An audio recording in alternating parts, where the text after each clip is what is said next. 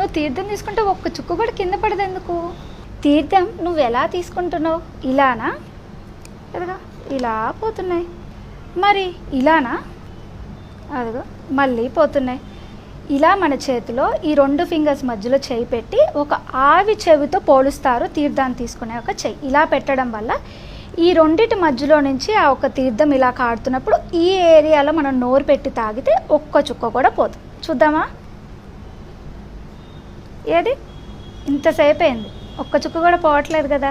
ఇలా తీర్థం తీసేసుకున్నాక అది ఎంగిలవుతుంది కాబట్టి గుడ్డుతో చక్కగా తుడవాలి. కానీ దాంట్లో భగవంతుడి యొక్క ఆశీర్వాదం ఉంది కాబట్టి కొంతమంది బ్రహ్మరంధ్రం నుంచి చేతిని ఇలా పోనిస్తారు. చేతిని పోనిమన్నారు కానీ ఇక్కడ సగం తాగి మిగతా సగం తలకి నూనె రాసుకున్నట్టుగా పూసుకుంటూ ఉంటారు కొంతమంది. అది చాలా తప్పు.